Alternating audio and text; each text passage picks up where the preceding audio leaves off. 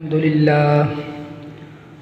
لله رب العالمين والصلاة والسلام على سيد الأنبياء والمرسلين أما بعد فأعوذ بالله من الشيطان الرجيم بسم الله الرحمن الرحيم الصلاة والسلام عليك يا سيدي يا رسول الله وعلى آلك وصحابك يا سيدي يا حبيب الله الصلاة والسلام عليك يا سيدي يا نبي الله وعلى آلك وصحابك يا سيدي يا نور الله۔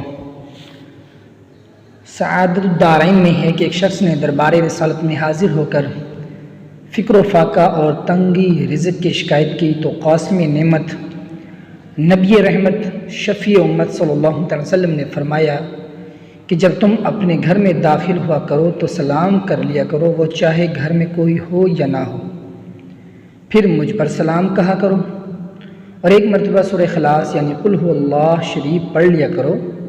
اس شخص نے ایسا ہی کیا تو اللہ پاک نے اس پر رزق کھول دیا، حتیٰ کہ اس کے ہمسائیوں اور رشتہ داروں کو بھی اس رزق سے حصہ پہنچا۔ معزز سامعین،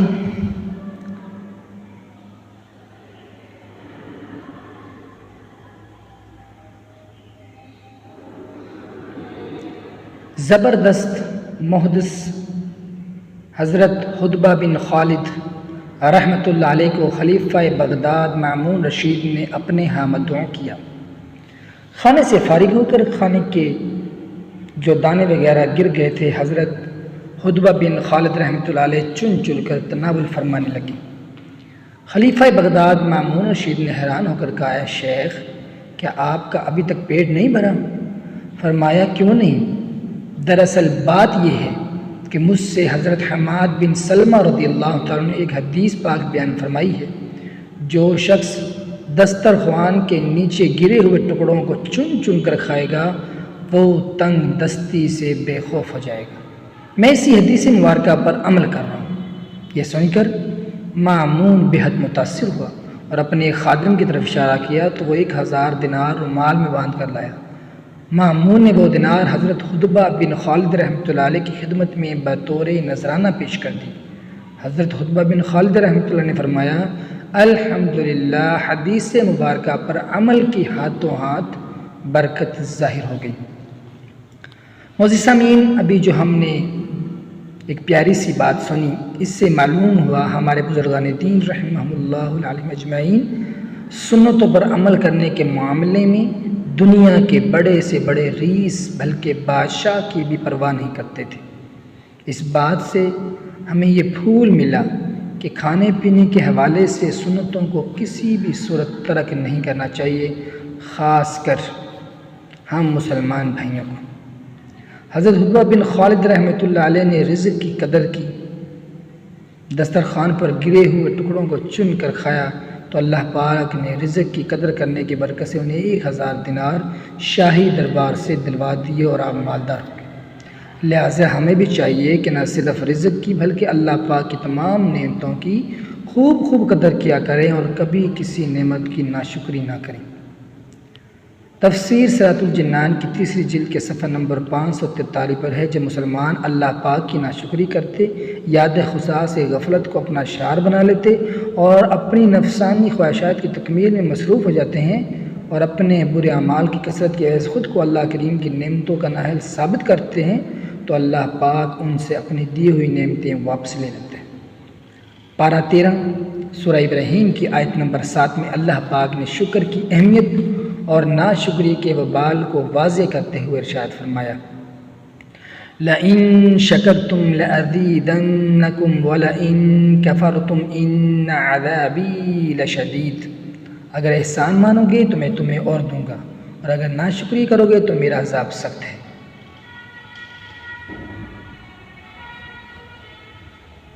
معزز سامعین،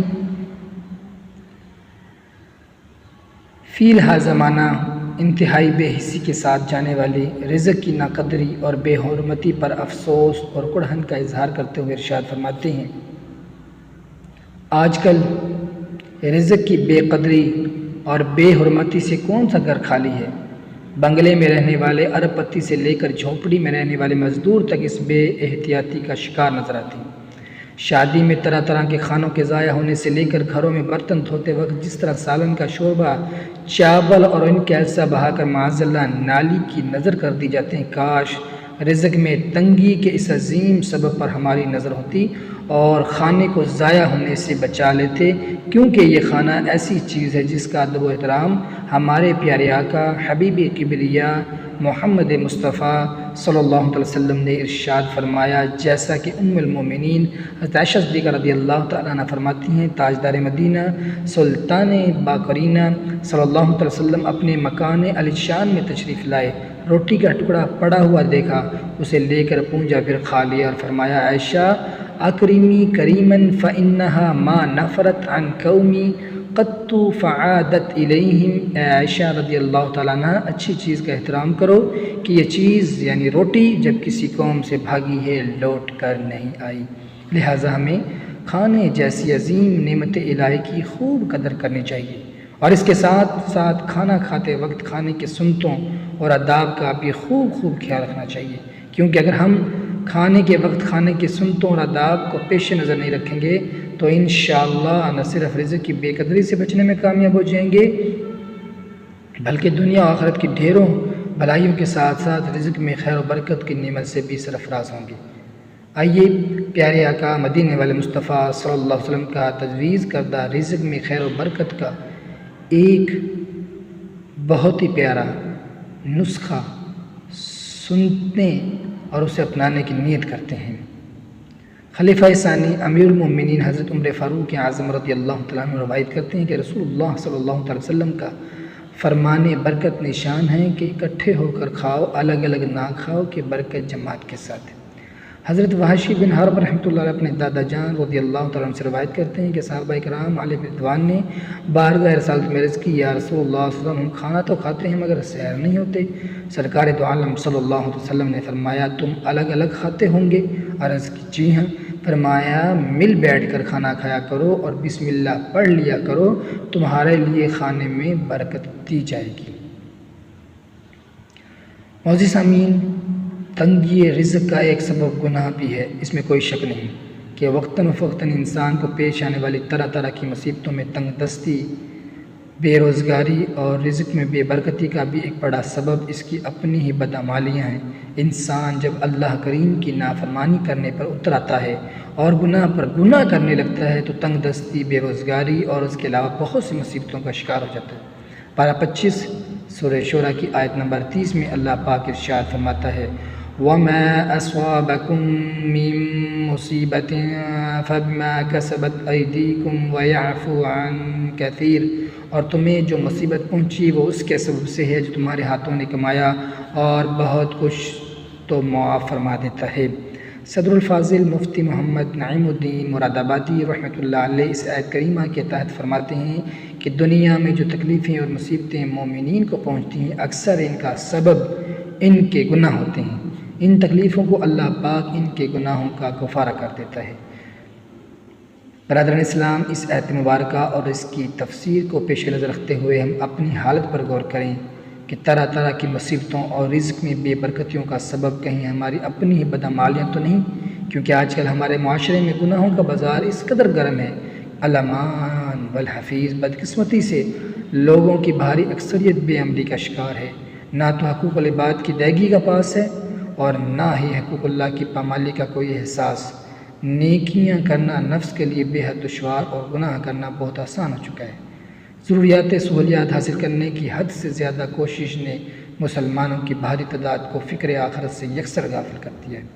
گالی دینا، تہمت لگانا، بدگمانی کرنا، غیبت کرنا، چغلی کھانا، لوگوں کے عیب جاننے کی جستجو میں رہنا، لوگوں کے عیب اچھالنا، جھوٹ بولنا، جھوٹے وعدے کرنا، کسی کا مال نہ حق کھانا، کسی کو بلا اجازت شرعی تکلیف دینا، قرض دبا لینا، کسی کی چیز عارضاً یعنی وقتی طور پر لے کر واپس نہ کرنا، مسلمانوں کو برے القاب سے پکارنا، کسی کی چیز اسے ناگوار گزرنے کے باوجود بلا اجازت استعمال کرنا، بدکاری کرنا، فلمی ڈرامے دیکھنا، گانے باجے سننا، سود رشوت کا لین دین کرنا، ماں باپ کی نافرمانی کرنا اور انہیں ستانا، امانت میں خیانت کرنا، بدنگاہی کرنا، عورتوں کا مردوں کی اور مردوں کا عورتوں کی مشابہت یعنی نقالی کرنا، بے پردگی، غرور، تکبر، حسد، ریاکاری، اپنے دل میں کسی مسلمان کا بغض کینہ رکھنا، کسی مسلمان کو مرض، تکلیف یا نقصان پہنچنے پر خوش ہونا، غصہ آ جانے پر شریعت کی حدیں توڑ ڈالنا، گناہوں کی حرص، حب جا یعنی عزت کی خواہش، بخل، خود پسندی وغیرہ معاملات ہمارے معاشرے میں بڑی بے باکی کے ساتھ کی جاتے ہیں۔ ذرا سوچئے کہ اس قدر گناہوں کے باوجود بھی اگر ہمیں رزق میں تنگی، محرومی کا سامنا ہو تو کیا ہو۔ لہٰذا اگر ہم معاشی ترقی برکت کی خواہش مند ہیں اور طرح طرح کی مصیبتوں اور رزق کی محرومیوں سے بچنا چاہتے ہیں تو ہمیں گناہوں کی مصیبت سے چھٹکارا حاصل کرنا ہوگا۔ یاد رکھیے، گناہوں کے باوجود مصیبتوں سے نجات کی تمنا کرنا گویا کانٹے بو کر گلاب کے پھول حاصل کرنے کی توقع کرنا ہے۔ دیکھیے، یہ دن اپنی ہی غفلت کی بدولت سچ ہے کہ برے کام کا انجام برا ہے۔ ہمارے آقا مدینے والے مصطفیٰ صلی اللہ تعالی علیہ وآلہ وسلم نے ارشاد فرمایا، دعا سے تقدیر پلٹ جاتی ہے اور نیکیوں سے عمر میں اضافہ ہوتا ہے۔ بے شک بندہ گناہوں کی وجہ سے اس رزق سے محروم کر دیا جاتا ہے جو اسے پہنچنا ہوتا ہے۔ معزز سامعین، رزق میں تنگی اور معیشت میں زوال کا ایک سبب زکوٰۃ نہ دینا بھی ہے۔ یاد رکھیے، زکوٰۃ اسلام کا بنیادی رکن اور اہم ترین مالی عبادت ہے۔ یہ ایسا خوبصورت نظام ہے جس کے ذریعے معاشرے کے نادار اور محتاج لوگوں کو مالی مدد ملتی ہے۔ اگر سارے مالدار لوگ درست طریقے سے زکوٰۃ ادا کریں تو غربت و افلاس کا خاتمہ ہو جائے۔ قرآن کریم میں زکوٰۃ ادا نہ کرنے والوں کے بارے میں سخت وعید آئی ہے۔ چنانچہ اللہ پاک قرآن پاک میں ارشاد فرماتا ہے، وَالَّذِينَ يَكْنِزُونَ الذَّهَبَ وَالْفِضَّةَ وَلَا يُنْفِقُونَهَا فِي سَبِيلِ اللَّهِ فَبَشِّرْهُم بِعَذَابٍ أَلِيمٍ، اور وہ کہ جوڑ کر رکھتے ہیں سونا اور چاندی اور اسے اللہ کی راہ میں خرچ نہیں کرتے، انہیں خوشخبری سناؤ دردناک عذاب کی۔ آئیے زکوٰۃ نہ دینے والوں کے بارے میں مالی نقصان اور معاشی بحران سے متعلق دو فرامین مصطفیٰ صلی اللہ علیہ وسلم سنتے ہیں۔